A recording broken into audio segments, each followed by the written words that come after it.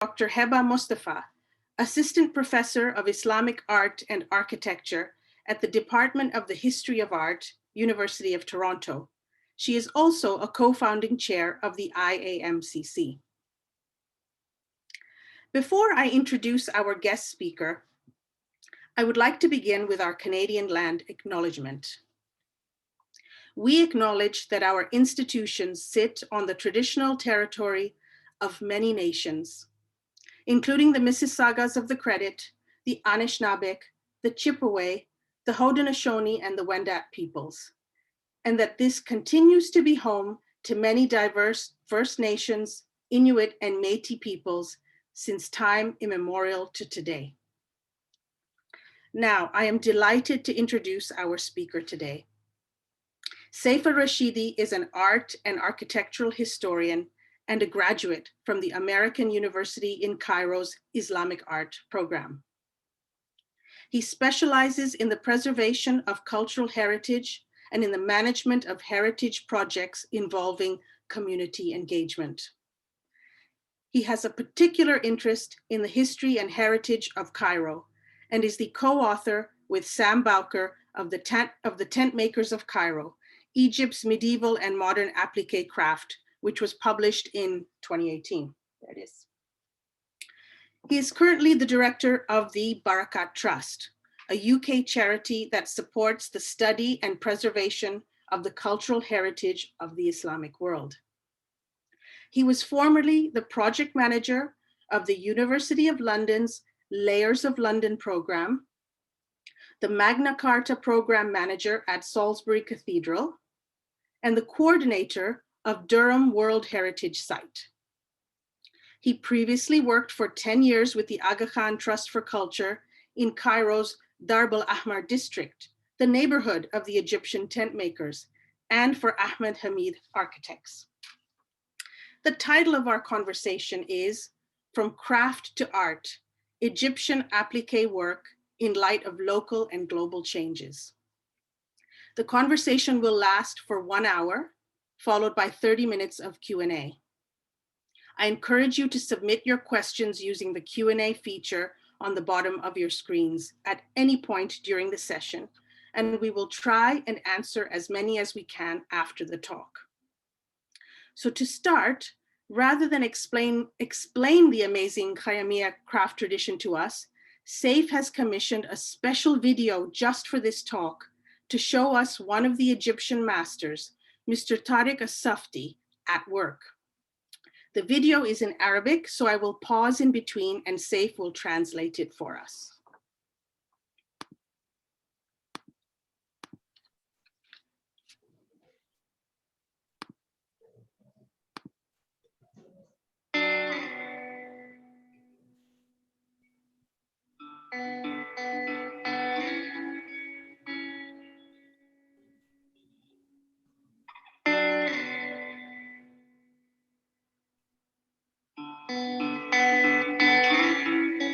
هي خطوات عمل الخيامية إن أنا أي فكرة بتجيلي ببدأ أترجمها على ديزاين ورق.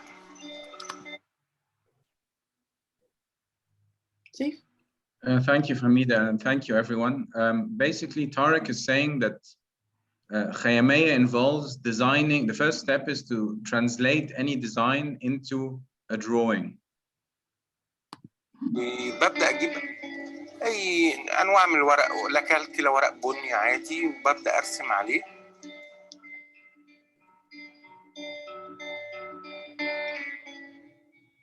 وأنا ببدأ أرسم التصميم بتاعي، وببدأ أجيب إبرة وأبدأ أخرم الورقة، فبيظهر لي الديزاين كامل. So after, I mean, they draw the design on paper and then they prick it with the pin until they get the whole design is pricked through into the paper.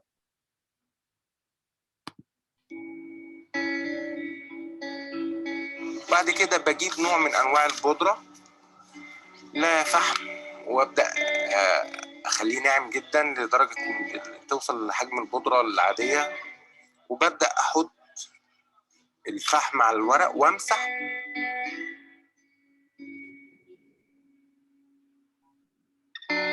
تظهر الديزاين بتاعي على القماش، وببدأ أرسمه على القماش، وببدأ خطوات الشغل إن أنا ببدأ أجمع مجموعة الألوان المناسبة للتصميم وببدأ أشتغل. Yeah, so as you saw, what he does is he gets some kind of powder. It could be charcoal or talcum powder, and he rubs it on the prick design. So that what he's drawn appears on the fabric, and then he starts to get his colors, the bits of fabric together, and starts to work on creating the piece. أول خطوة بعد كده الخطوة الأصعب إني ببدأ بقى كل اللي أنا رسمته ده بيترجم على القماش بنفس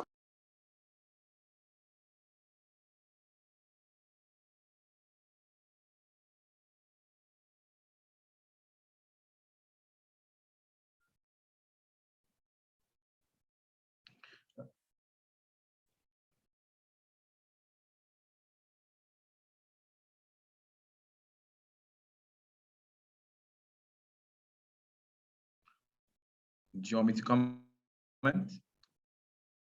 Okay, so the difficult thing is that then you, after you've drawn all this and you've chosen your design, you have to actually make the design.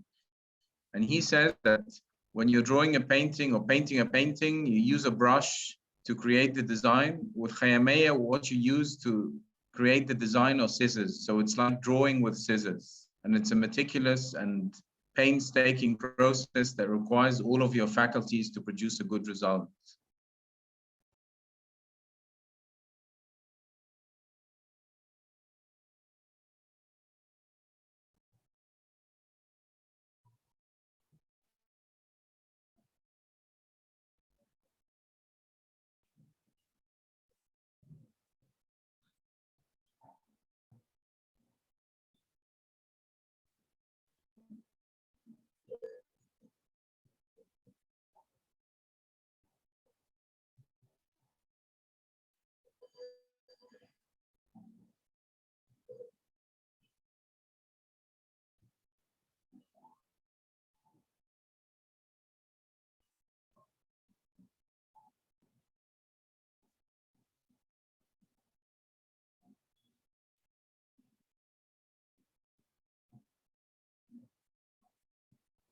Seif?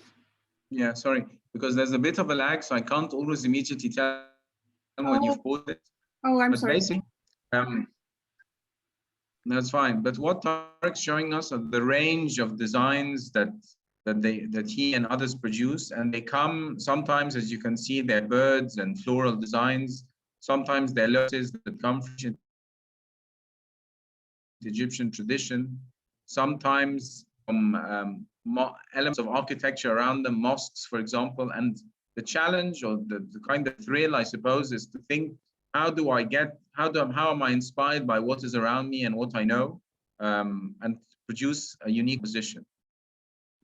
And what does he say about the cotton and the polyester?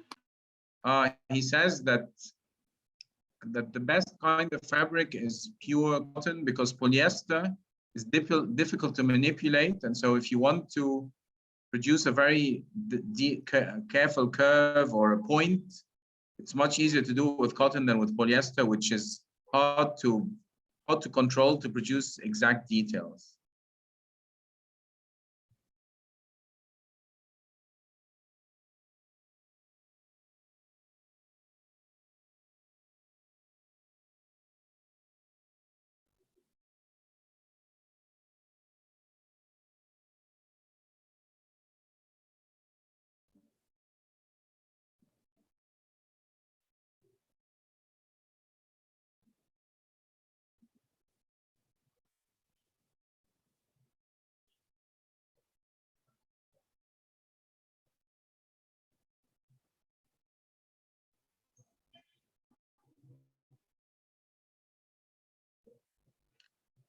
Do you want me to say something? Yes. Yeah, okay. So this bit, he talks about figural representation in the khayamiyya, and he says that they often refer to the document or books like Napoleon's description of Egypt, which was a very detailed visual representation of Egypt, or David Roberts, who drew the area of Cairo where the tent makers are based. around Bab Zuela or nearby Khan al-Khalili. Sometimes they tell stories from folklore and myth, like Goha, the wise fool. So sometimes they're representations of drawings of Cairo and Egypt, and sometimes they're stories from Egyptian tradition.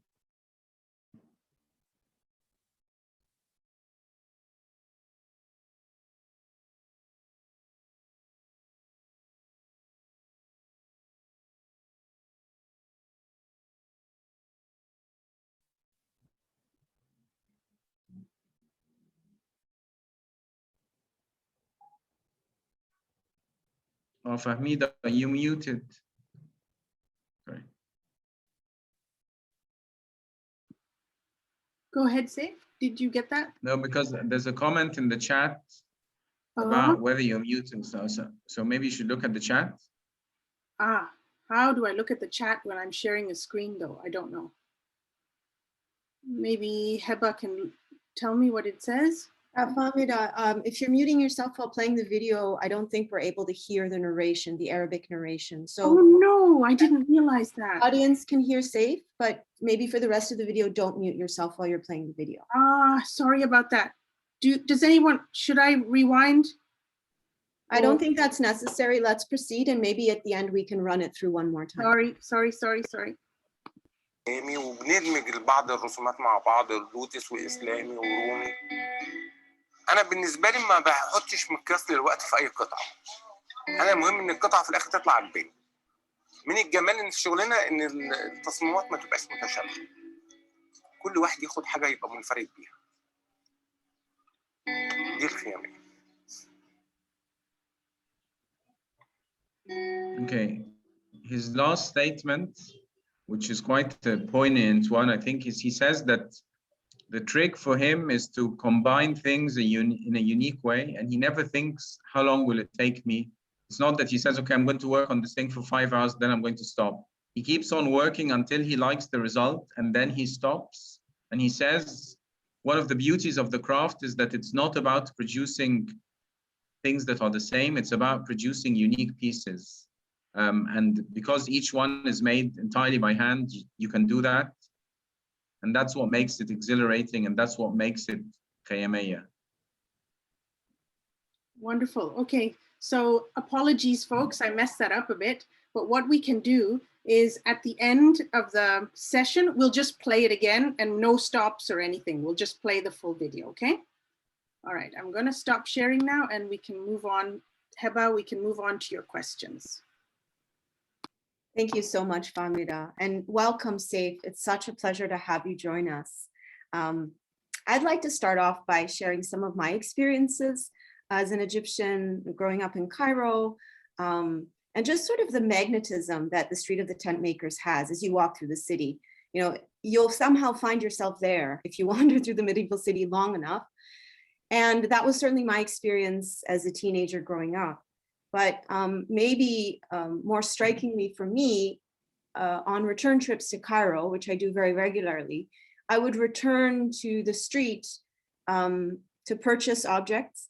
And I really could very strikingly see the changes and transformations in the industry and how they were impacted by the broader context. So I really look forward to hearing more about that from you today.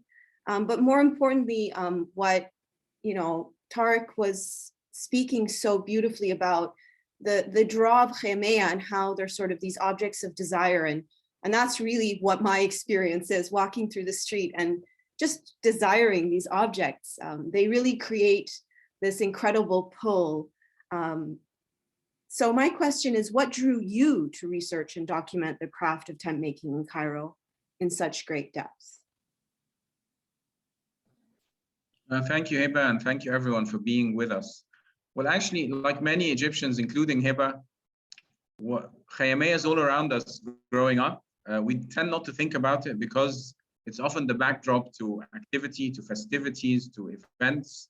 And as I started researching, I looked in family albums and I found that actually it was in the background of my family history too.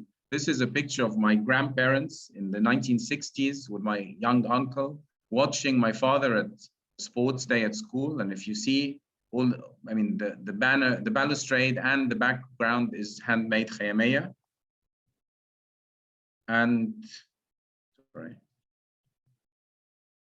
This is my parents' wedding, which has this, I don't know, 8 or 7 or 8 years later, but you see also that in the background is a tent. So it was a series of coincidences that led me to where I am today. The first of which is, as I was near graduation and I knew that I wanted to shift from economics to something more related to art and architecture and design, my sister went to visit some relatives of ours in New York, and one of them was married to the sister of an Egyptian designer who had a tent textile hanging up in their New York apartment. My sister came back and said, oh, you know what, you should work with this guy. He does these amazing textiles. I'm sure you'll love them. Here's his number. I contacted him. In those days, you didn't really Google people. You just called them up and you went to meet them. And I met this man, Ahmed Hamid, who's an architect who had produced a series of patchworks in the late 80s. And when I stepped into his office and sat down waiting for him to appear, one of them was used as a curtain. And I finally realized what my sister had been talking about and what she was so enthusiastic about. So from there was a conscious introduction through Ahmed Hamid to this craft of the tent makers and the whole idea of using design design from tradition in a contemporary way.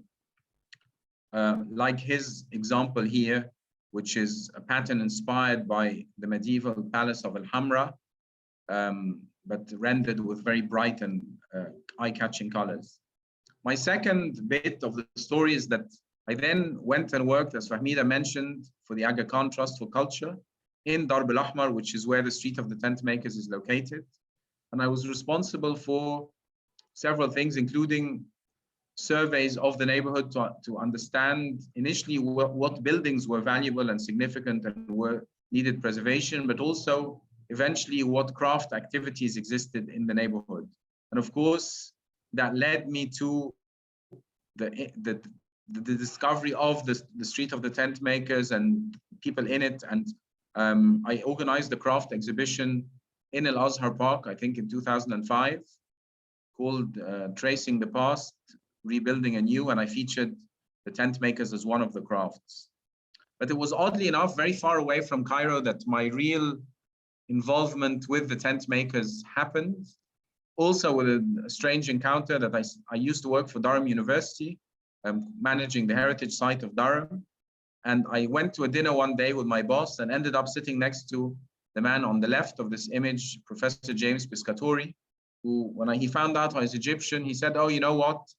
I teach Middle East politics here, and I'm planning to organize an exhibition of the Egyptian tent makers in Durham this year, because the wife of the Australian ambassador to Egypt is my friend, and she's a quilter, and we're working on it together. And I said, oh, how interesting. Actually, I worked in Darb al-Ahmar for 10 years. I know the tent makers well. I'd be very happy to help you, which is what I did by giving a talk originally on the history of textiles and Islamic textiles in Egypt. And a couple of years later, in 2013, James and I and Rima Wurfadl, whom you saw in the picture, and Gillian Boughton, we organized a more extensive celebration of Arab culture in Durham.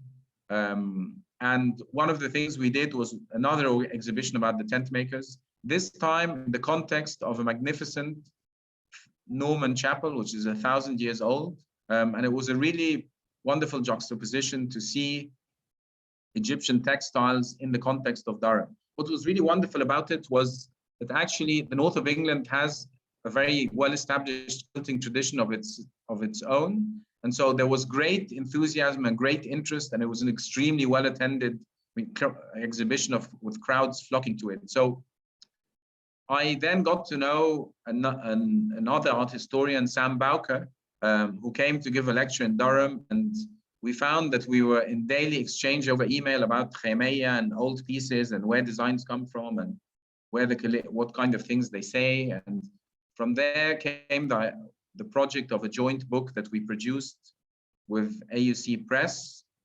supported by the Barakat Trust. And so it's a long story, but it's a story, I would say, that's full of chance encounters and coincidences and a bit of destiny and fate. Thank you so much, Seif. It's clear the craft is alive and well now, but we mustn't forget that it's deeply rooted in Cairo's history, as early as the beginnings of the city itself under the founding dynasty of the Fatimids. Could you tell us more about the medieval roots of the tent making tradition and share some of the high points in its pre-modern history? Yeah, with pleasure. So one of the things you need to bear in mind is that prior to media and social media, public appearances was a very important part of governance and rule and leaders. And it was a very important thing for them to do was to appear in public. And in Egypt and in other places, the way that they tended to do this was in a ceremonial, magnificent tent, which was essentially a palace made of fabric. It was temporary and it moved around where the ruler moved around. This image is obviously not from the medieval period. It's Khedive Abbas Hanmi II around 1900, who toured his kingdom, and wherever he went, he was received in a tent pavilion made in applique, following a tradition that had existed at least, I would say, since the Fatimid time, so the 10th century, but it was probably a much older tradition because there's a vast and rich tradition of textiles from the Coptic period. We have examples of pharaonic applique, so it's very long. We have an account of the palace of the Fatimid caliphs being emptied, or the storerooms of the palace being emptied in the 11th century. And one of the storerooms was the tent storeroom, which had a wealth of tents, round ones, rectangular ones. I mean, you think of them as tents that take 2 or 3 people, but actually these are ceremonial pavilions that would take 1,000 people. They would often require 500 staff to put up, 10 or 15 years to make, thousands of gold dinars to fund. They were made of different fabrics. Some of them were imported. And so, I mean, the account that we have is really detailed, and you can tell that it was one of the assets of the kingdom. This is a banner at the Ashmolean Museum attributed to the Fatimid period. One of the things to note of Appliqué-work is that it's a tradition based on creating contrast, which is ideal for tents and banners and flags because you tend to see them from a distance. And you're not going to go and stand 30 centimeters away from them. So the idea of using different colored fabrics that are sewn on top of each other is very effective for the use of these items. We have many examples surviving from later, from the Mamluk period, the 13th to the 16th centuries. And we also know that the Mamluks also had a very important tent tradition. There was a specific tent commissioned to celebrate the Prophet's birthday, for example, and they would erect it in one of the main squares in Cairo, below the citadel, which was the seat of power. They would host important dignitaries. The Sultan would review troops. And the medieval account of this tent tells us that it was made of applique work and that it was marvelous. And the idea of marveling at something was a very common one in medieval Egypt, I think in medieval life, that you want something to fascinate you, to captivate you, and think of it as a world without internet. So I think this is a very important thing, that the only way you see things is to actually be in front of them. And sometimes in the Mamluk period, what they used to do is, before an important royal celebration, they would erect the royal tent in a public square and leave it for a few days so that the public could come and look at it and admire it. In a way, these were emblems of the state. And if the state was magnificent, it showed that it gave you pride in the place to which you belonged and in your identity. So it was a very important part of the process. And I just want to show you one last thing, which is the mahmal. The mahmal is a palanquin that used to lead, this would be placed on a camel and it would lead the pilgrims from Egypt and other places to Mecca for pilgrimage. The they also used them when they went out into battle, and for basically it was a ceremonial beginning of a procession. And in this case, this one is from the early 16th century. It's made of appliqué-work. The colors are very important. The yellow is probably not saffron, but it's meant to allude to saffron. And the red, the crimson red, these were the two colors that the Mamluk court used most frequently because the dyes were expensive. And that's something to bear in mind, that today we can have any color we want very cheaply or very easily. In those days, certain colors were the prerogative of the wealthy and other colors were much cheaper. And finally, with respect to this palanquin, which I think is important, is that you'd imagine that this object that would have led thousands of pilgrims to Mecca as mounted on a camel would have had verses from the Quran on it. Actually, it doesn't. It has blessings and glory to the Sultan, and it has prayers and aspirations for God to help him and to help his people. And one of the things about Islamic art, and you find it very clearly in the art in Egypt and Syria under the Mamluks, is that often objects have writing on that reflects aspirations and blessings and wishes for the owner, or for the user of a plate, of a bowl, of a sword. And what the texts say depends on what kind of object it is. So jumping to the 19th century, where we have many examples of tent hangings surviving, these were ceremonial. You could use them for a wedding, you could use them for an event in your house. And because they're related to a place, usually a home, they tend to have inscriptions or calligraphy referring to blessings and prosperity to the home. So this one says, "O opener of doors, open for us the blessings of this door." There are many others that say, a house where happiness has begun and sadness has departed, a house of prosperity, may sadness never affect your owner, and may the vicissitudes of time never turn against him, and may it provide bounty for every guest. And so this tradition is a very, very long one in Egypt, and we find that it continues until at least the end of the 19th century. So in a nutshell, it's a very long tradition. It's related to ceremony, to public presence, to the state, but also to celebration. Thank you so much, Seif. Now let's turn to the contemporary period. Was the craft ever in danger of vanishing? How has it actually managed to survive for so long? I think like many crafts and with like anything, the way you survive is through innovation and ingenuity. And it is, I mean, as you saw in Tariq's video, it's a labor-intensive process. It would take, as I told you, years to produce a tent. And this tradition continued until the late 20th century, of this idea of making handmade tents, which were used for weddings and funerals and all sorts of events, usually following one design, and they're produced in a modular way. And then as the cost of labor increased, someone came up with the idea of saying, well, actually, why do we make them by hand? Why don't we just print them? So in 1979, they started the first printed tents, which threatened the craft because suddenly it lost a huge part of what sustained it, handmade tents. A second thing happened a few years later, which was the president of Egypt, Anwar Sadat, was assassinated while in a military parade or a military review of his troops.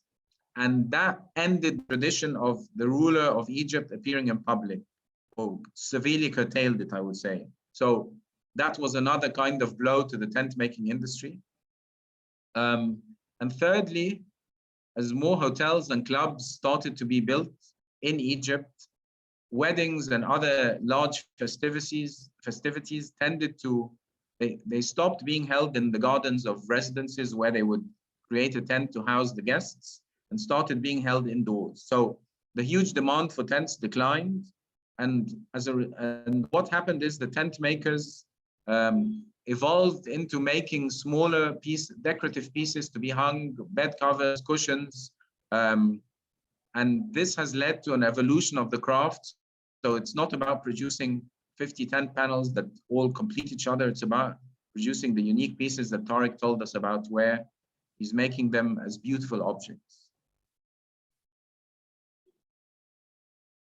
Heba, I don't know if you have any sub-questions within my answer. No, we'd love to hear a little bit more about how it was picked up by other artists. Okay. So one thing to think about is that it's a very eye-catching tradition. I mean, there are artists as famous as Henri Matisse, who painted, and I mean, he was the master of the cutout, I would say. And unsurprisingly, part of his inspiration was tents from Egypt. This painting, the Egyptian curtain, depicts a tent textile that Matisse had in his collection and which he painted in more than one painting. So this is one example. Ahmed Hamid, whom I mentioned before at the beginning of my presentation, is one of many Egyptian designers, or one of several, not many, I would say a handful of Egyptian designers who produced a collection based on this tradition, but using a more contemporary palette and abstracting design somewhat. And he told me actually that his collection was very successful to the extent that Ralph Lauren asked him to make a line for them. And he looked into it and found that actually it was hard to get the tent maker, even if not all of the tent makers working in the market on this line, they wouldn't be able to guarantee that they'd be able to produce enough where all the reds are the same and all the blues are the same, that to take a tradition from a craft into feeding a big designer was a hard thing to do. Another thing that's happened, I mean, there's been a lot of innovation. I'll show you examples shortly. But one of the things that's happened, thanks to Jenny Bowker and friends of hers, has been the organizing for the tent makers to attend art fairs and craft fairs and quilt shows in Europe and in America and in other places. And this has led to the evolution of the tradition to appeal to new markets, people who want pictures of birds and representational things rather than arabesque design solely. It's led to exposure to different artistic practices and has led, I would say, to greater diversity, greater attention to detail, spending months and months producing a decorative piece. So it's an evolution that's really interesting in that it goes from producing utilitarian decorative items to producing items that are essentially decorative, like these,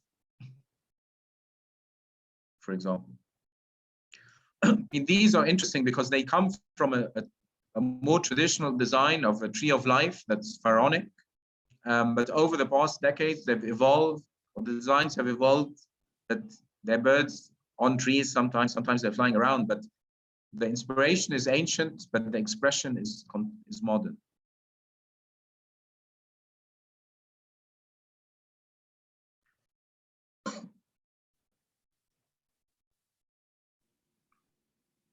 Could you tell us a little bit more about some of the collaborations you've been involved with? Yeah, so I have been doing currently, I mean, in the past few years since our book came out, I've been thinking a lot about the craft and what will it take to sustain the craft. And one of the things that I often hear in the street of the tent makers is that it's more lucrative to work as a tuk-tuk driver than it is to be a tent maker. And that's a worrying thing, that as long as there's demand for something that uses this skill, then it will survive. But one of the things that has concerned me is, well, how can the tent makers survive beyond going to quilt shows and art fairs in Europe and America and selling their products there?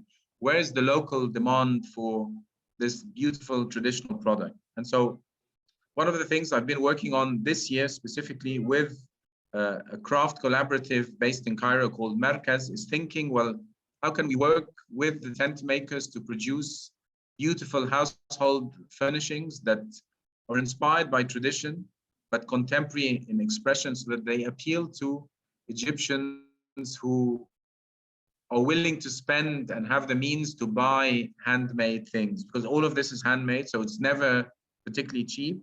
But it's surprising sometimes how little Egyptians know about their own craft heritage. So let me show you. I'm just going to skip a bit forward through some images and show you. So basically, I mean, Markaz and I initially started working with a tent maker who's also a banker, Fahmida Suleman, because we felt that it was interesting to understand the economy of the craft. How can it be sustainable financially? That if a bed cover costs you, I know, $3,000, then it's unlikely that anyone's going to buy it, or not many people are going to buy it. So we started looking at how much we could produce within, say, 5 days of a craftsman's time, what kind of patterns would lend themselves well. We were also interested in thinking about how can the aesthetic vocabulary and language still retain an element of authenticity and truthfulness to the past. Because I think exposure is great, but if sometimes you risk losing authenticity and losing a link to tradition, especially if your clientele is 70 or 80% international, who demand certain things and who are interested in certain things. So we started working on a collection of bed covers and hangings and purses as well. And we looked at old pieces for inspiration. This is a detail of a tent panel from the 1920s. You can see it kind of in its entirety here. And together we came up with a design for a bed cover based on the elements that you saw in the tent panel. And what's happening in this image is that we're looking at it from a distance. We're folding it like a bed cover to think, well, do we need decoration in the corner where the fold is, for example? Is there too much decoration? Would it appeal to a young audience? All of these are questions that I think are really important.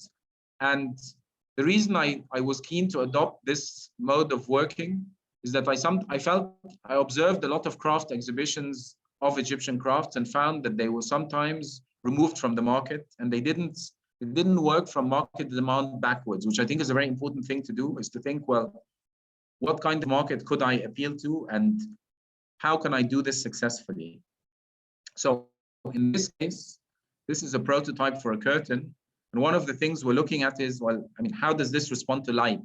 And I think the thing about craft is you often have to think practically. Yeah, it's beautiful, it's artistic, it's made by hand, but it has to function. A bed cover has to be the right weight, the curtain has to be the right opacity, etc. It's not just about looking good.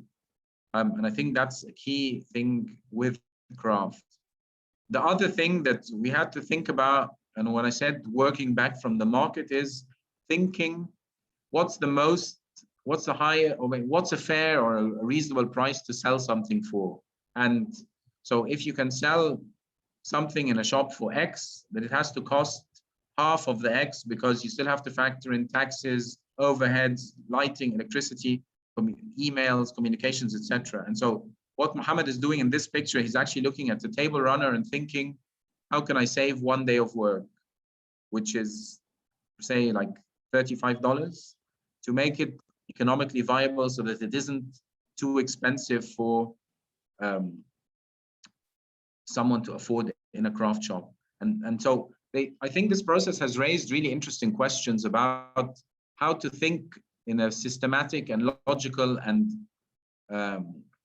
practical way about making craft survive without compromising quality, without compromising integrity, without compromising authenticity. All of the fabrics we've worked on have been very good quality fabrics. All the things are made by hand, but it's about thinking, well, where is the balance of design and aesthetic that the products need to go?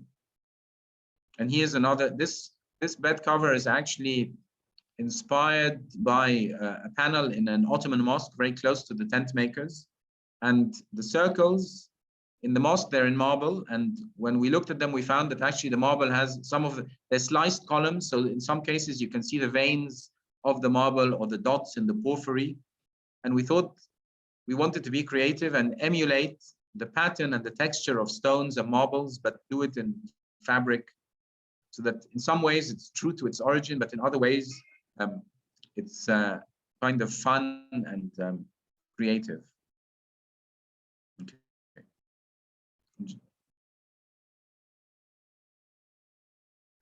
Okay, that's the end of my answer. Before we move on to the audience Q&A, my final question is about a very recent project you worked on. In fact, only 3 days ago, an exhibition in Cairo showcasing khayamiyya. Why did you decide to do an exhibition in Egypt itself and not abroad? Well, I mean, there have been exhibitions abroad. My co-author, Sam Bauka, organized an excellent one in Malaysia a few years ago. But I think I alluded to this earlier, that in Egypt in general, there's a lack of awareness about the heritage of the craft heritage. And it isn't often seen as a valuable, cherished thing, or as even a contemporary thing. And I'm very grateful to my old friend and colleague from AUC when I was doing a master's, Ahmed Al-Dab, who has a background in Islamic art, but also has a contemporary art gallery in Zamalek in Cairo, who said, you know, I'd love to do something about textiles. Once a year, I try to do something to open the eyes of Egyptians to their heritage, and I'd love you to do something on khayamiyya. This was a couple of months ago, and I happened to be in Cairo, and somewhat daunted by the prospect, I decided that I was just going to do it. And it was I think it's been I mean, it's from the 3 days that we've been open, it's been, I think, a very good way to introduce well-educated Egyptians to their heritage and to make them feel that actually it's worth discovering, it's worth using, it's rich, it's diverse, it's not old-fashioned, it's high quality. And one of the things I was keen to do was to combine old pieces with new pieces, to combine the work of designers like Ahmed Hamid to the creative genius of masters from the street of the tent makers like Tariq Softi and others, and to inspire. And I think that this is the aim of this exhibition. I think it's, for me, I've always had, or for like the past 5 or 6 years, I've wanted to organize an exhibition in Cairo, because I always think, yeah, it's great that people in I know art in action in a UK exhibition appreciate the work of the tent makers, but where are the people who share a culture with them, and where do they fit in? And they need to fit in. They need to discover that we too have wonderful traditions. So I'm just going to show you images from the exhibition. Having it in an art gallery also meant that, thanks to Ahmed's experience, we were able to also show pieces of art, paintings that captured the tent makers from the early 20th century until today. This is Ahmed Hamid's piece. The one in the middle is one from the street of the tent makers. Sometimes they're very contemporary. Sometimes, I mean, I called the exhibition Reimagined Memories, because I found that most of the pieces were somehow inspired by a memory of some sort, of a place, of an experience, of a sentiment. The one on the right is by a very famous Egyptian contemporary artist called Mu'taz Nasr. And this is a collection of hangings called The Manifest and the Hidden, which comes from this concept, essentially from the Quran, that there's something that is seen and something that is unseen. And it has the word beauty, al-gamal, repeated in a calligraphic composition. It's not very clear in this image, I'm sorry, but there are actually 2 layers to this textile. The white flower that you can see, and then there's an underlayer of the same word at a slightly different angle. So it's almost like a shadow, or like a sub-layer. And I think it captures beautifully this idea of the manifest, what you see and what you don't see, and the idea of beauty being multi-layered. So Ahmed and I tried to provoke thought and provoke people in different ways to discover that actually on many, many different layers, this is a valuable tradition, it's rich, and it's alive. So here this is on On the left is an old piece from the 20s, a very, very fine example from Cairo, which spent most of its life in the US. On the right are the two examples of bed covers that I showed you in my discussion about Merkaz. This is a very important piece as well. It's one of 4 produced by a tent maker called Hani Abdeladir, who's now 46. And he, in the wake of the Arab Spring, was sitting at home because all the shops were shut, and decided that everything he saw, everything he felt was related to the activity in Tahrir Square. And he came up with a panel, a hanging depicting Tahrir Square and 25th of January, the Arab Spring. He made it at home. He was at that time working for another workshop. And when Jenny Bauker came to organize the first exhibition in Durham that I told you about, he said, "Oh, look, I've been working on this thing kind of very lightheartedly." And she said, "Oh, this is amazing. I have to exhibit it in Durham." It was the centerpiece of the show, of course, because it was so different, so evocative, so meaningful, and was acquired by the Oriental Museum in Durham. He had made 6 sketches, and over the past 10 years has translated 4 of the 6 sketches into these pieces capturing Tahrir Square. One of them is at the Victoria and Albert Museum, and there are 2 in private collections. This one was just finished a few weeks ago, commemorating the 10th anniversary of the Arab Spring. This is a very beautiful piece designed by a French artist, Louis Bartillme, capturing, he's been working on and off in Egypt for the past few years. Is inspired by ancient Egypt, but has, like most artists, who don't take on it. And this is called the Temple du Nu, the Temple of the Naked, and it shows dancing. It combines his ideas of ancient Egypt, the women, and a French cabaret. But the level of detail is incredible. These are tiny stitches you can see. And actually, Tariq is responsible for producing it. He's so happy that Luis exists, that for him, for the craftsman, having a patron who's willing to commission magnificent work with exacting qualities and quality and attention to minute detail is the best thing you can have, because without patronage, you can't really have craft of this level. And so Louis is very successful. He's very popular. His work is widely acclaimed. It means that the tent makers can put their best into producing masterpieces. This piece, I think 4 or 5 people have worked on it for like 4 or 5 months to produce, but they have to be the best. And I think it's probably true to say that an excellent craftsman relishes the opportunity to stretch themselves. And this is what Tariq conveys to me. Whenever I see him, he always say, "Oh, Luis was here and he asked me to do this and I corrected this." And so it's a very lovely dialogue and interaction between the designer and the craftsman, or the master craftsman, who then also interacts with the craftsman under him. Here's another detail. I mean, these fingernails are probably like 2 millimeters wide. So, I mean, it's minute detail and it's quite remarkable. I'm just going to show you some other examples, just to show you the diversity, the way in which craftsmen have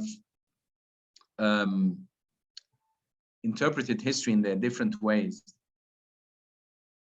This one, actually, interestingly, I decided to show it because it's based on the rose window of Durham Cathedral, which Hani visited when we did the 2 exhibitions.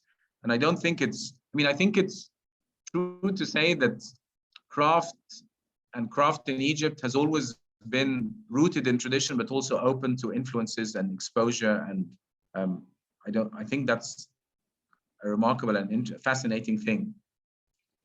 This one is inspired by the Blue Mosque in Cairo and a tile panel. And this one took a year to produce. It's about 2 meters 60 high and 160 wide. So sometimes they're really substantial pieces of art and craft. I love this one as well. I want to end by talking about this panel, which I think is a remarkable one. This one was produced through Al-Asar Lina, a program to work with Egyptians in Cairo to help them discover and enjoy and celebrate their heritage. And actually, I'm sitting in their offices in historic Cairo as we speak. And the post behind me is about a public engagement weekend that they're organizing this weekend.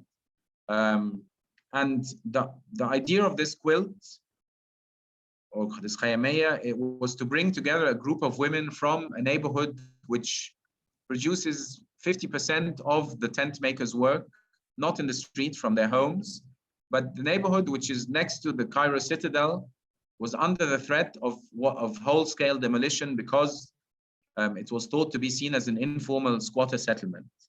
And actually, it's a historic neighborhood, and this project brought a group of 5 women together with Hani, whom I mentioned before, and a textile designer called Maya Gaweli. And they captured details of what their neighborhood was like, what was beautiful about it, how it had changed, what it meant to them. And I'll tell you some of the details just by reading. So the text by the woman's face says, the house of Sa'id, the mother of Sa'id, who makes the falafel or the ta'miyya. There's something on the left, which is the cup, you can see, and it says the Sabil of Sheikhu, who's a Mamluk prince. There's another one, this one, which I like very much. Nawal is the woman's name, the grocer who used to make the most delicious sardines. And I think it's a very moving and touching piece because it's an example of people from a neighborhood using craft to express a shared sentiment and a collective sentiment, a collective sense of belonging and identity. And I have there's a good end to this story. I have to say that just recently, the government did a more thoughtful appraisal of these areas of historic Cairo, which are in poor condition, and decided that actually El-Hattaba, this neighborhood, was valuable and historic and had heritage, and that it decided to come up with a plan to preserve it rather than to demolish it. So I imagine that this quilt or this khayamiyya will remain as a symbol of a collective identity, a collective experience of belonging to a place.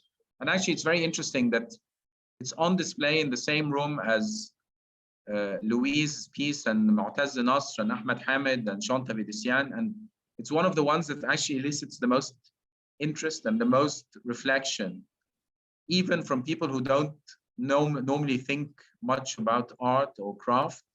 There's something immediate in its expression of community sentiment. So to answer your question, Heba, one of the things that is of interest to me and concerns me is how can this craft be appreciated? How can it be a vehicle for Egyptians to celebrate their heritage in different ways? And this exhibition tries to do that, or to be to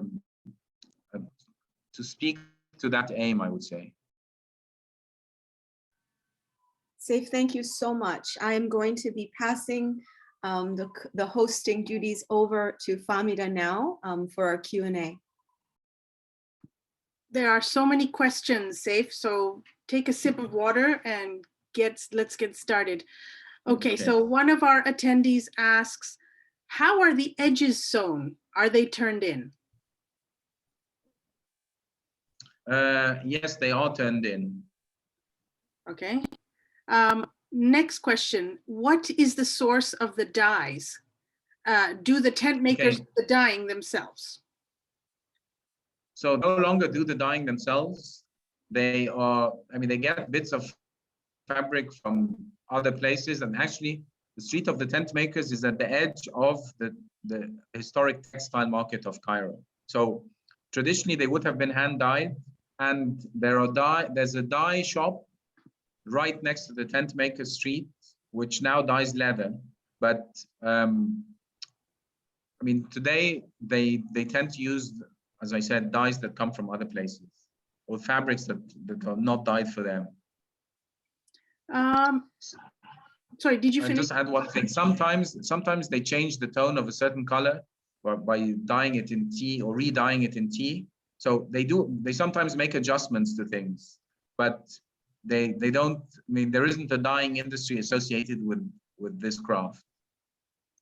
And didn't you say when we were preparing this talk, you said one of the reasons why the tent maker, the designer couldn't work with Ralph Lauren was this issue about sourcing large quantities of fabric of a particular color to then, you know, mass produce something for a designer's line. Yeah, because basically the fabrics that are available to them are usually, they're not made for them. It's, say, a hotel wants, I know, 200 deck chairs, and so they a certain tone of yellow or certain shade of yellow, and so you find that 50 meters are left and the 50 meters of yellow appear on the market. 6 months later, you won't find this yellow, you might find something else. So the tent makers are at the mercy of bigger consumers of textiles. I mean, their demand is, I mean, each piece actually has like a meter of maybe 10 different types of fabric. So actually their consumption is small. And that's why in the commercial production of textile and the commercial dyeing industry, I mean, it's uneconomical that the tent makers could say, well, they can't really tell a factory to make a huge bale of a certain blue, for example, because there isn't enough use for it. And that was the problem with the Ahmed Hamid experience. A question here, can we say that khayamiyya has the function of defining a space? Historically, yes, it created a space, I would say, because these tents and these pavilions, they put them up a few hours before whatever event, and then they took them up a few hours later. And there's a beautiful account from the 17th century of someone saying that these tents are like a field of tulips that appear and then disappear, and then all that's left is a plain full of ants and scorpions and snakes, and it's like a metaphor for life itself. So I would say that they do define space, and they create space. But I mean, today, I think they decorate space more than being a definer or creator of space. Question, was this tradition copied by other cultures? Well, I have to say that actually it's shared with other cultures. It's not necessarily copied by other cultures. There are many cultures that have decorative tents. There are many cultures that have appliqué-work. There's Mola from South America. The Ottomans had a rich tradition. In India, there's a tradition. So the idea of sewing one piece of fabric onto another piece of fabric is not an Egyptian idea as such. But I think what makes it distinctive in Egypt is that its continuity and its longevity and its continued existence, rather than saying it was copied as such. Does the fiber art incorporate reverse applique, similar to, I don't know this type of text, Seminole textiles? Reverse applique, I don't know what that is. Well, I mean, the honest answer is I don't know, but I can find out. Okay. Same person asks, was there a standard size or format used to create the tent panels?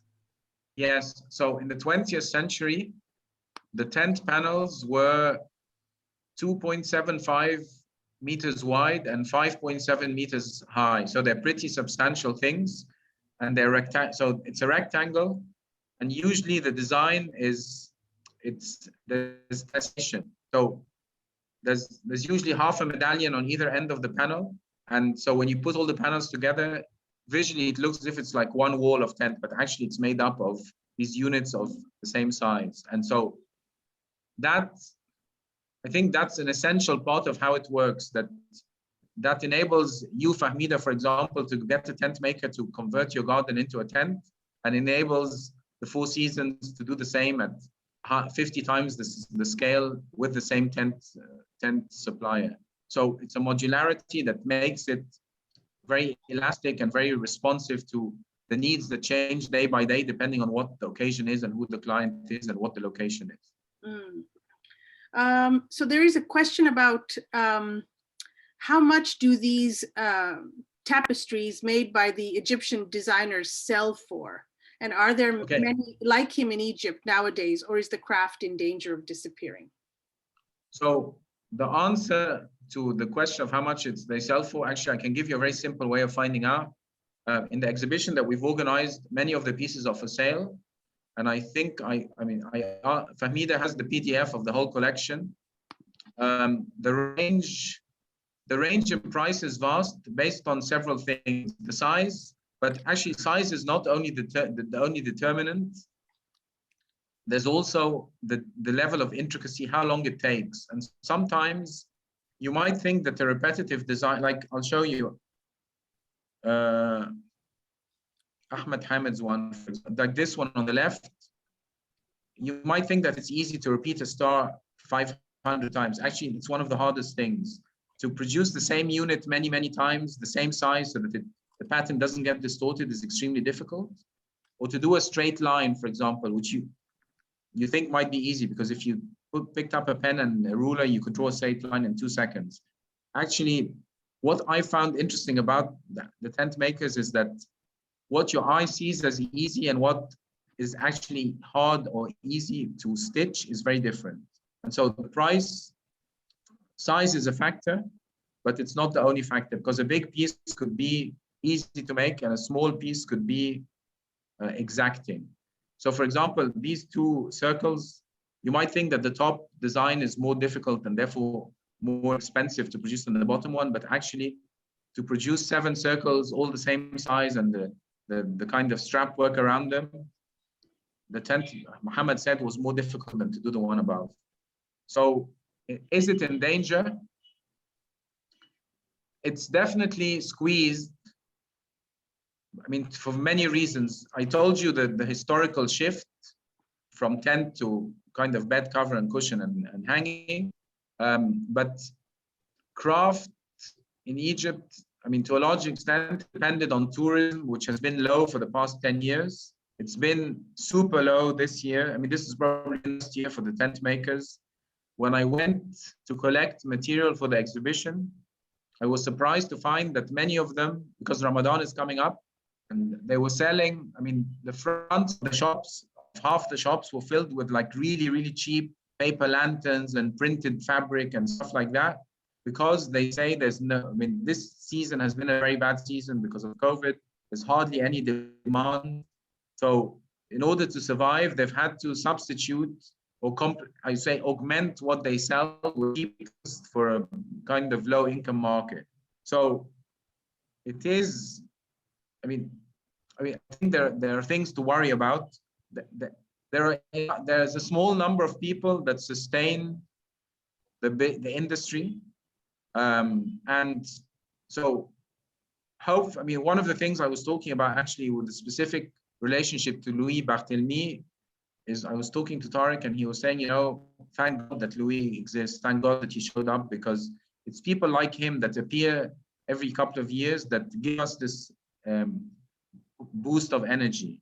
Or thank God for Jenny Bowker and Joan Fisher, who are seen as, I mean, I think it's in some ways a perilous time for the tent makers, but I would say that in terms of quality, in terms of ability, in terms of ingenuity, in terms of creativity, these things are, I mean, it's flourishing in that sense, but not flourishing in terms of that kind of, you have to wait in line to have a commission made because there's so much business and they don't have time.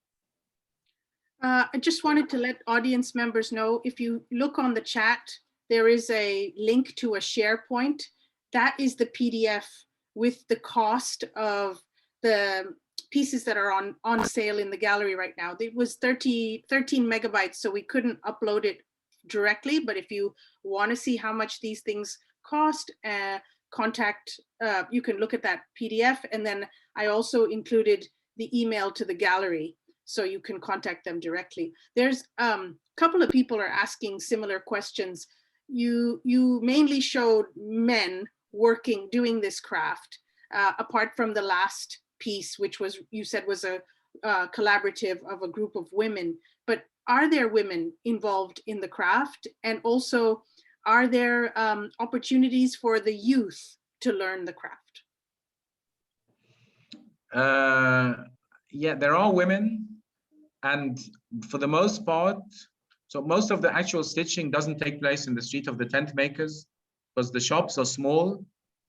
And so, I mean, the owner of the shop or the person sitting in the shop will generally be sitting stitching there while they're kind of running the business. But most of the stitching doesn't take place there. And there are women stitchers, but not women shop owners from what I've seen so far. So women do play a role. It's hard to tell because accounts are very scanty. It's hard to tell whether historically women would have also stitched or whether this is a new thing. One thing to bear in mind, though, is that historically the pieces were very large and the canvas quite thick. And so these are bulky pieces of work that require a lot of kind of physical strength to manipulate and to sew and to carry. And so I imagine that it may well have been a predominantly male craft historically, but it wouldn't surprise me if women are also part of the process, because if you go on the street today, you think that there are no women involved in the process, but actually there are. So what appears and what actually is not the same thing. There's another part to the question about young people. Young people. Okay, so young people, I mean, it's a good question and a pertinent one. And some of the tent makers I know, like Tariq and like Annie, who did the revolution piece, they're very keen for their children to get involved. And you find that in the school holidays, they're in the shops and they give them a needle and thread. And so there are opportunities. I think the bigger challenge is, do people want to do it? And it requires a lot of patience. A lot of, I mean, it's not a craft that you learn in 2 days. I mean, it's not that you're going to take a 1-week course in khayamiyya and become a master craftsman. It's laborious. Each piece takes a month or more, sometimes months of work. And so it's not perhaps, it's not a kind of easy career path, let's say. And I mentioned the idea, the thing of tuk-tuks. But I've heard this thing that it's much more lucrative to drive a tuk-tuk and you can do what you want and you don't have to, I mean, it's kind of a freer job. So this is perhaps the big question about the future of the tent makers is it attractive enough to appeal to a younger generation? And beyond the children of the current craftsmen. Because the other thing is that it's not a very known craft. It's not like, I know, ceramics, for example, where people know, oh, there are plenty of pots that are made by hand. It's quite a niche craft, mainly taking place or mainly centering on one small covered historic street in historic Cairo. And it's not something that could be offered in a kind of art college, along with learning to paint and screen print and ceramics. Could it not be incorporated formally that way? It could be, and I mean, I imagine that in the College of Applied Arts you can learn it. But the thing about khayamiyya is that it's hard to sketch a khayamiyya piece, for example. It's not a medium that lends itself to quick work. And so it's a big time commitment.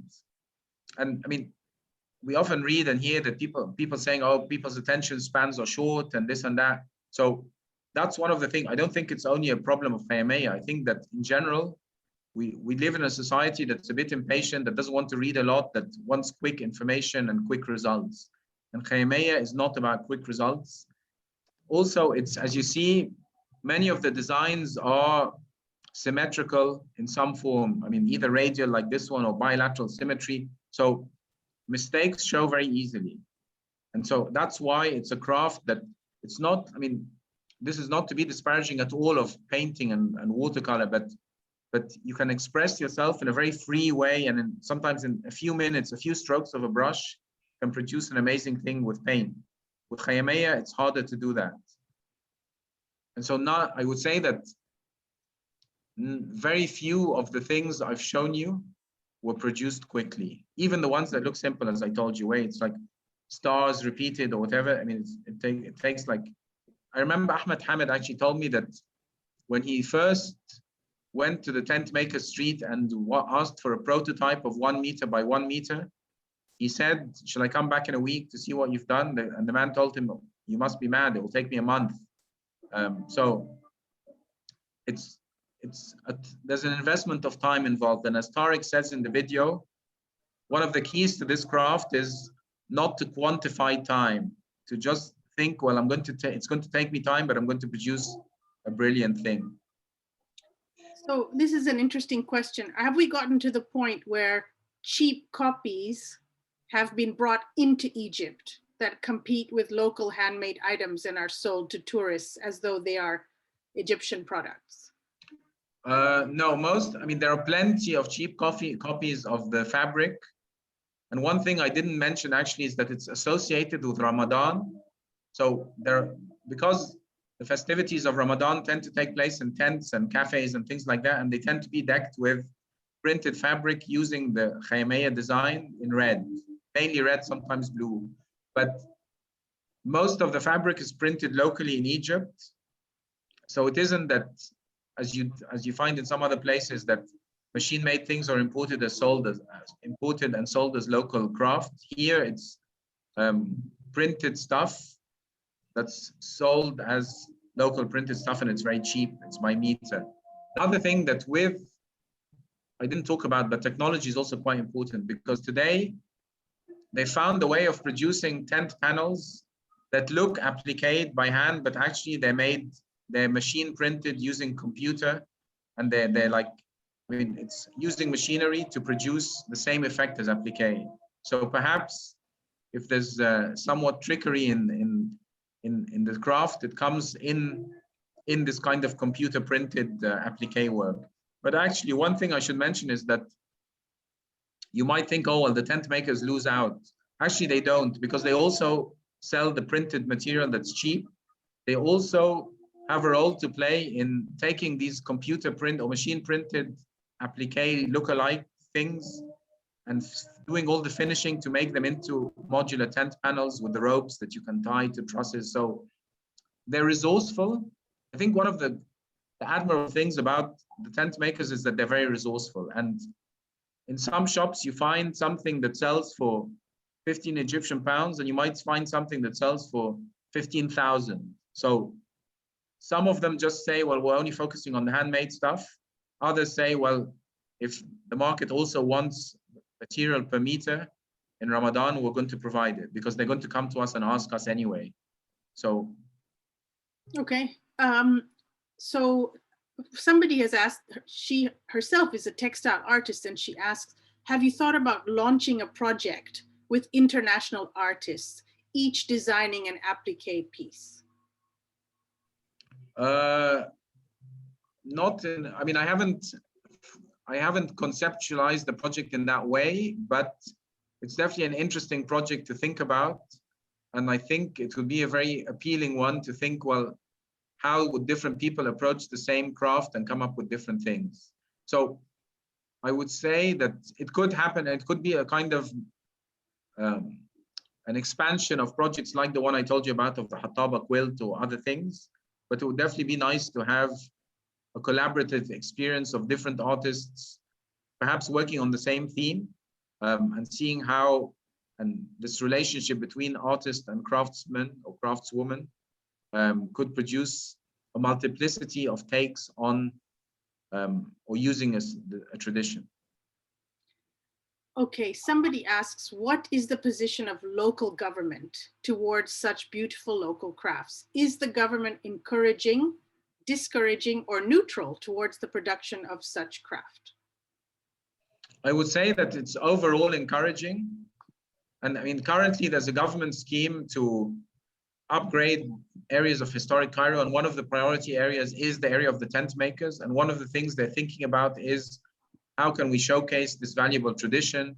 How can we create the space where people can see the tent makers at work so that they appreciate their work? How can we link the craftsmen to the designers in a more structured way to bridge this gap that I was talking about of contemporary craft? How can we showcase historic pieces and new pieces? So I would say that overall, the government is supportive, and I would say more than supportive in the current time, it's quite keen, and which I think is a very encouraging thing. I mean, it will be interesting to see how it evolves and how it manifests, but the government annually has events that showcase heritage and art, but what it's planning to do is more ambitious than that. Okay. Is the applique work displayed in Egyptian embassies around the world? Not commonly, as far as I see, but I was happy that when we had this opening of the exhibition on a Wednesday or Thursday, whenever it was, one of the first pieces to get sold was one bought by an Egyptian diplomat. So I thought, well, maybe this will lead on to something else. We also spoke about, oh, wouldn't it be nice to have exhibitions in our embassies abroad? And actually, the Egyptian Cultural Center in London did have an exhibition a few years ago. So this was a piece that was bought by an Egyptian diplomat. So there isn't a systematic thing that you go to any Egyptian embassy and you'll find Egyptian crafts on display, as far as I know, but it would definitely be a great initiative. And I imagine that it's a possible and attainable thing. There's an interesting comment here that somebody attended a lecture by Sam Bowker in the Quilt Museum in San Jose. Unfortunately, none of her Egyptian friends wanted to attend. They considered it as a low-class thing, which is very unfortunate that a Lebanese is more interested than they are. Well, yeah. Well, I mean, the thing is, one of the things that I was very appreciative, as I told you, to Gallery and to its founder, Ahmed, was that he took the initiative and he said, you know, I really want to do this. I think it's important. My clientele are well-educated Egyptians. They don't know that much about the craft. And from what I see in the past 3 days, what they've told me is, or what they've written in the visitor book is, you made us rediscover a craft and it's an important part of our heritage. And sometimes it takes presenting things in a certain way, in a certain place, in a certain context, to shift or to change perceptions slowly. I'm not saying that this exhibition will change the world, but I hope that, I mean, Sam's initiatives and Jenny Bowker, his mother's initiatives, have been great in many, many ways, as well as of others. And I think one has to try, and the more people that try and the more people that do things different ways, the better. Is there any kind of batting in the middle of these? Like, is there anything inside to create a quilt-like effect in these? And no. Yeah, the other thing she wanted to know is, are there any online classes for this kind of craft? Actually, there isn't a batting, and someone asked me recently, they said, oh, we want to find a tent maker who's won awards at a quilt show or quilt fair. And so I called them and I said, oh, have any of you won awards? They said, oh, well, actually we can't, because technically we're not quilts because we don't have this batting. So the second question about, are there online classes? Not as far as I know, but it's a very good idea. And I'm sure I could suggest it to the tent makers, and one of them I'm sure would be happy to do it. I found that there were online calligraphy classes, for example. So there's nothing to stop. And I can suggest it. If the person gets in touch with me, I can try and see how it can be arranged. Wonderful. And, okay, so here's a question. It would be wonderful if you could elaborate a bit on the notion of authenticity of the khayamiyya, especially in light of these examples in contemporary art, which feature more figurative representation. What role does abstraction play in the concept of the khayamiyya? That's a difficult question. Yeah. But I think, well, I think authenticity is an important point, bearing in mind that there's always been innovation. And so I think that it's hard to determine where authenticity ends. I mean, where is the part where you stop being authentic and innovation kind of takes you somewhere totally different. I don't think that it's always been about abstraction. And as I mentioned, the Fatimid account, or the account of the Fatimid palace and the tents in the Fatimid palace tell us that there were figural pieces with birds and peacocks and lions and elephants. And one of the things, I mean, like, for example, calligraphy, like the piece that you can see. I mean, often, historically, pieces did have inscriptions and poems and things like that. And sometimes I feel that these are waning because the demand has largely been international, and most international clients aren't interested in a calligraphic piece like the one in front of you, because they don't see its meaning. There are examples, like when I was looking at the things on display today in this exhibition, you find that, like, for example, this one, the pattern comes obviously from the tradition of Islamic geometry and everything else, but the colors are not colors that I've often seen. And so you could in some way say, oh, where does this pink come from? Does this make it inauthentic? I don't think so. I think it's more about creativity within a tradition. Sometimes though, like, I'll tell you what I've seen that I thought was very inauthentic. Suzanis, which are these embroidered textiles from Central Asia, which are like chain stitched, or I don't want to get into making errors about the stitch, but it's a very different tradition. It hasn't got anything to do with Egypt. And I've seen a couple of examples of people that have said, oh, look at this lovely design I've made. Isn't it wonderful? And I mean, I did think it looked nice, but I also thought that why is something 100% taken from another craft tradition, and rather than try and evolve and flower within this one. Another piece I saw, which actually is a very beautiful piece that Tariq made, which is a representation of Clint's The Kiss. And I think it's a wonderful piece of art. And I debated with Ahmed whether we should exhibit it in our exhibition, and then decided that actually we were more interested in showing things where there was a clearer link to the multifaceted and rich tradition of Egypt, which I'm not saying that the tradition is one thing, it isn't. And it did include figurative things, and there's definitely ingenuity in translating the kiss into an appliqué-work tapestry. But if anything that was produced in the Street of the Tent Makers were textile versions of the art of Western painters, then one would say it's become inauthentic. I'm sorry, this was a very rambling answer, but partially because the question was difficult. Well, difficult to answer spontaneously, so I hope I did a reasonable job. You did. So there are a couple of similar questions here. In other cultures, for example, South Asian cultures, the concept of appliqué work or quilting is an expression of frugality, to prevent wastage of cloth and scraps. Now, is this, and then of late, these characteristics have been reframed as recycling, eco-friendly design, and so on. Has this become an aspect of modern tent making in Cairo? Actually, I wouldn't say it's an aspect of current tent making, but I did notice on some of the pieces from the early 20th century that they were made of scraps of reused fabric. Like sometimes you find, for example, patterns, or you can tell that it's a piece of fabric that's come from somewhere else, and it's often a scrap. And so it did exist. I think today, because people are acquiring them as art pieces, whatever that might mean, they don't economize and think, oh, let's reuse this scrap. But it's quite economical in terms of, as I told you, it uses the pieces that I made for myself, whenever I go and buy the fabric and I give them to whoever the tent maker is, they tell me, oh, you bought too much fabric, that you only needed like a quarter of a meter. So it is frugal in its economy, it's an economic use. It's also not very expensive fabric for the most part. And so it's resourceful in creating value out of materials that are not themselves expensive.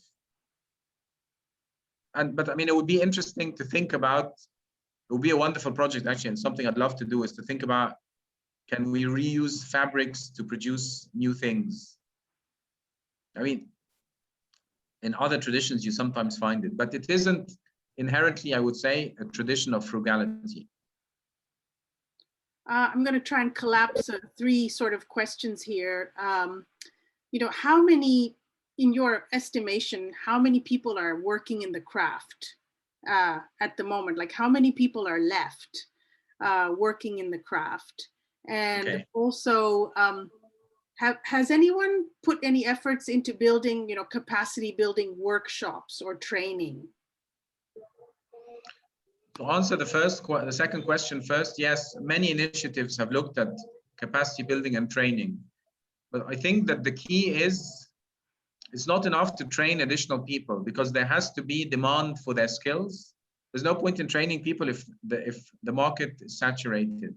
And so the reason I told you that I personally thought, well, let me see how I can work with a craft entity to try and create demand, is that I felt that often there are training programs, but I don't see that, as I told you, it's not that the people are like struggling to produce items on time because the demand is so high. So how many people will say that perhaps there are, I don't know, 20 workshops and 10 people work in each workshop. This is just a kind of a rough estimate. Say that there are a couple of hundred people, probably 200-300 maybe. I mean, I'd be very surprised if there were more than that. Seif, several people want to kind of get in touch with you, and I don't know how comfortable you would feel if we shared your email address. I mean, I'd be very happy for anyone to contact me, and I So, welcome the interest of other interested people. the Barakat Trust email is okay with you? Yeah, it's fine. So Heba, if you don't mind putting that in the chat. Someone did tell us what reverse applique was, which is great, is when you apply a fabric over another and cut through to reveal the color below, and then you stitch the edges. I don't know if that is in khayamiyya. I haven't seen it. Okay. Okay. Some people want to know, can we support the connection between designers and craftspeople by intervening on the supply chain and resourcing the fabric for specific projects? Yeah, I mean, I think that the nature of the industry, of the craft, is that it's very flexible and very responsive because it's all individual effort. I mean, as Tariq said, I mean, you do, everything is unique, and so you can approach them with any idea, and you'll find someone that's willing to work with you on it. Here's a question. How are the colors of the tents or the quilts protected from fading in color when exposed to bright sunlight? Is that tough? Okay, it's a good question. And actually, one of the things that most of the time, the outside of the tent is plain and the inside is decorated. So it isn't exposed to the sun. I mean, I imagine that with kings and sultans and other patrons of magnificent tents, they did have the exterior also decorated with color, and they did fade. And I've seen many examples from the 19th century and the 20th century where they faded. So part of the answer is that a huge surface of the tent is generally not exposed to sunlight. The other thing is that, as I mentioned, these are temporary structures. They're often used at night. So they're erected and then taken down. So it's very rare for them to be exposed to the sun for extended periods of time. And sometimes you see old pieces and you think, oh, I can't believe how bright the colors are. And the reason is that they may have been used for a long time, but they haven't necessarily had extensive light exposure. Questions here, I think, and then we have to wrap up. I still want to show the video once again, but someone mentioned, you know, don't you think that mass production, even if being done successfully, would counter the uniqueness of the craft, which is an important factor in the authenticity of crafts?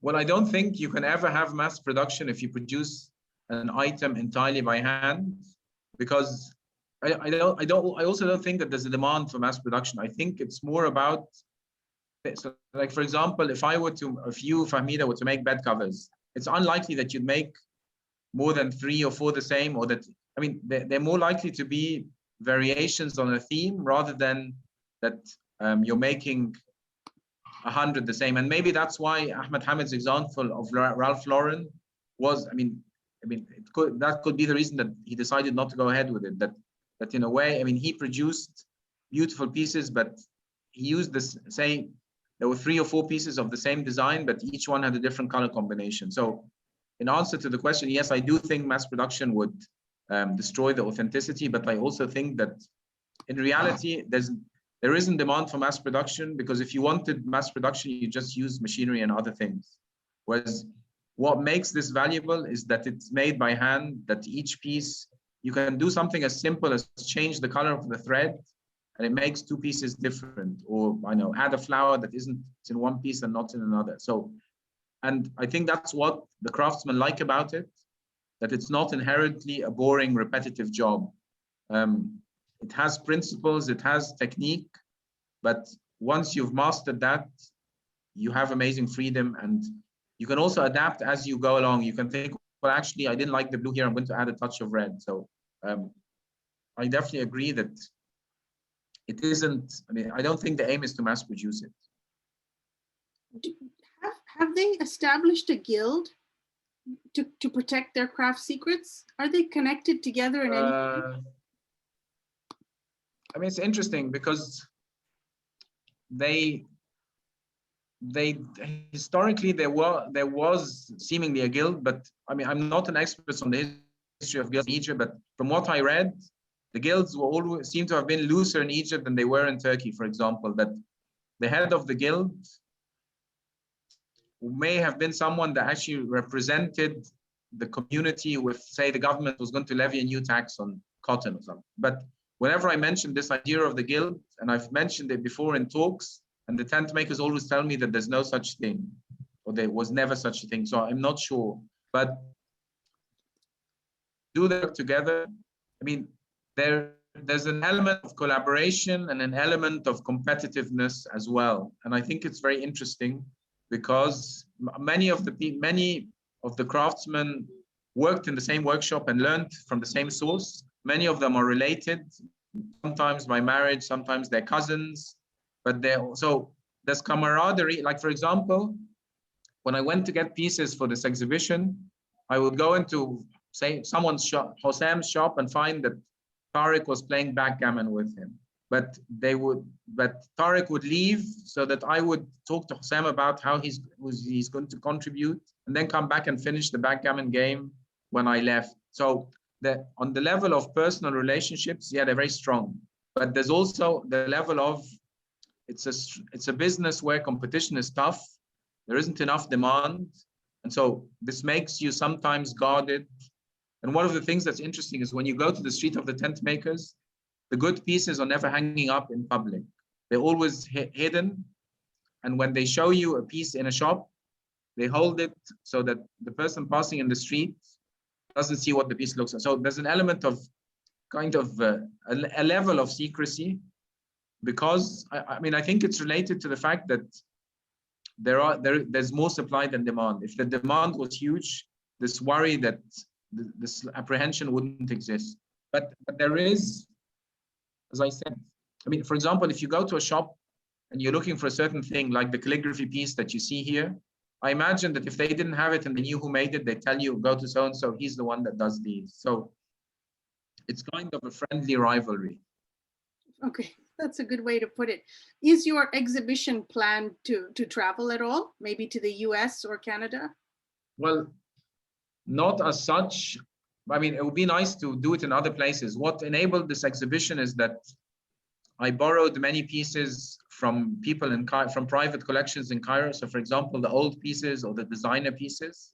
And so to do a similar exhibition abroad would require access to, I mean, there might be people abroad that could also lend, or museums, but I definitely think, I mean, it's early days, it's only been 3 days, but I think that presenting khayamiyya in this way of the contemporary, the historic, the designer-led, the flowering from the master craftsman, I think it's a nice way of showing just how rich and how versatile and how vibrant the tradition is. So perhaps, and it's something definitely to consider.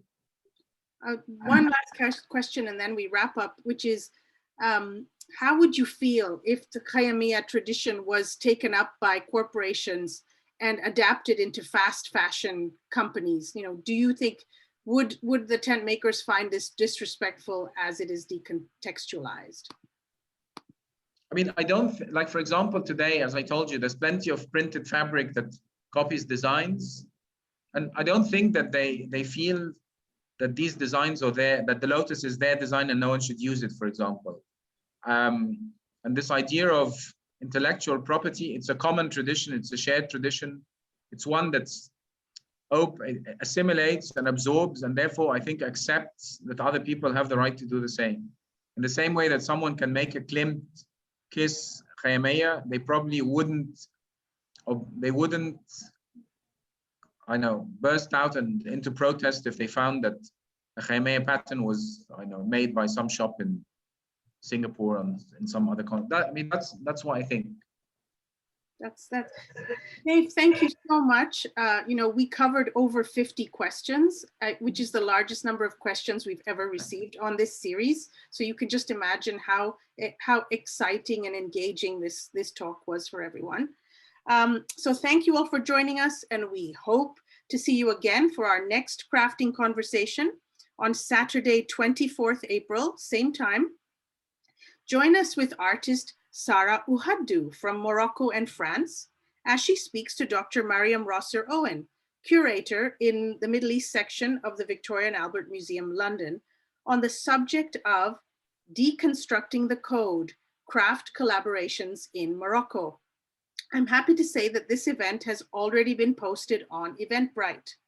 So please do get in touch with me directly if you want to be added to the IAMCC's mailing list. The recording from today's event will be posted on the Institute's YouTube channel soon. Thank you once again. Take care and be well. Okay, so I'm going to, Seif, you have to stop sharing your screen, and I'm going to share my screen, show the video. Nobody's going to talk. I'm not going to press my mute button this time. And then I will just end the meeting at the end. Okay? Okay, I'll just say one last tiny thing. This piece that I've ended with, which I found in Tariq's shop, says every state or every situation is transient. And I said, oh, I've never seen this one before. It's new. He said, oh, well, I thought that it would be nice to have a piece that reminded people that during the pandemic, the COVID pandemic, that actually even this will pass. So I thought that this would be a nice thing to end with. And thank you, everyone. I'll now stop sharing. Thank you.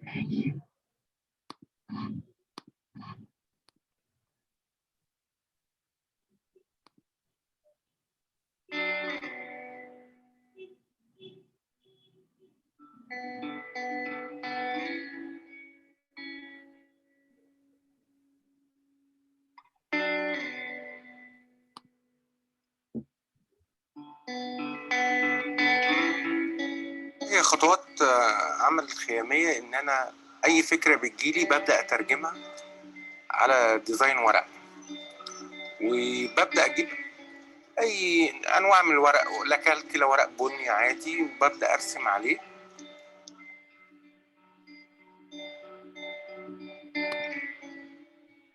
وأنا ببدأ أرسم التصميم بتاعي، وببدأ أجيب إبرة وأبدأ أخرم الورقة، فبيظهر لي الديزاين كامل.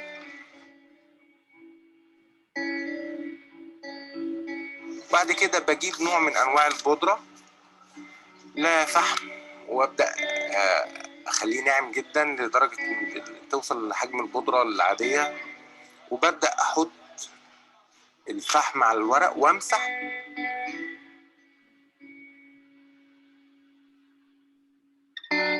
تظهر الديزاين بتاعي على القماش، وببدأ أرسمه على القماش، وببدأ خطوات الشغل إن أنا ببدأ أجمع مجموعة الألوان المناسبة للتصميم وببدأ أشتغل. دي أول خطوة بعد كده الخطوة الأصعب إني ببدأ بقى كل اللي أنا رسمته ده بيترجم على القماش بنفس الطريقة، إن أنا بالإبرة والمقص، وببدأ أعمل حركات الرسم اللي أنا رسمتها بالمقص، أقص طول ما أنا ماشي، بقص جميع الحاجات اللي أنا رسمتها سواء دقيقة جدا بالمقص، وببدأ أشتغلها بالإبرة. زي الرسم، هو الرسم بيفرق ما بينها وما بين الرسم، إن الرسم بالريشة، لا أنا برسم بالمقص والإبرة.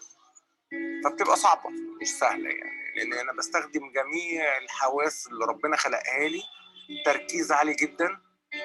إزاي إن أنا أوصل برسمة اترسمت بالإيد إنها تترجم لقماش، فبتبقى صعبة مش سهلة.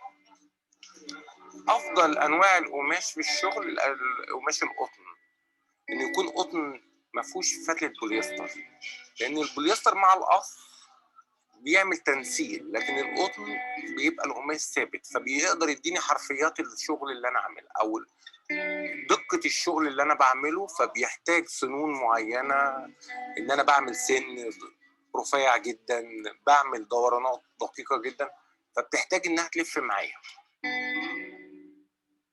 بداية الاشخاص اللي هي كتاب وصف مصر، يعني اول بدايتها احنا ابتدينا نستعملها في قصص زي قصة جحا، زي كتاب وصف مصر، قصص الصور الإسلام بتاعت مصر القديمة اللي هي كتاب ديفيد روبرت بتاع وصف مصر. ابتدينا ناخد تصميمات منه، سوق السجاد، بوابة المتولي، باب زويلة، خان الخليلي. مجموعة الصور دي ابتدت تتعمل خيامية، فابتدت بعد كده ناخد الأشخاص وتتعمل عادي. بعض الرسومات الإسلامية طبعا خدناها من الجوامع.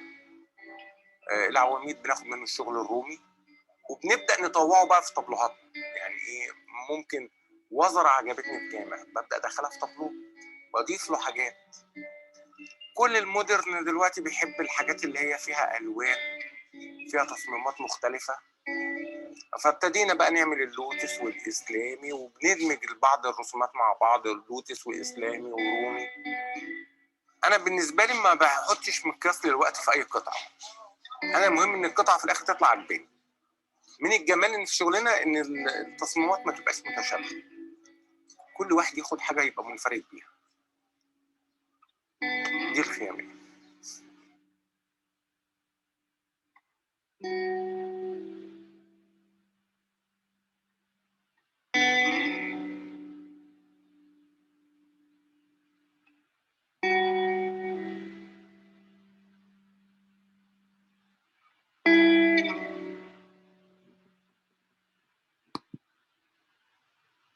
Thank you so much, Seif. Ma salama, everybody. Best wishes for the exhibition. I hope it's a real success. And thanks again for sharing it with us.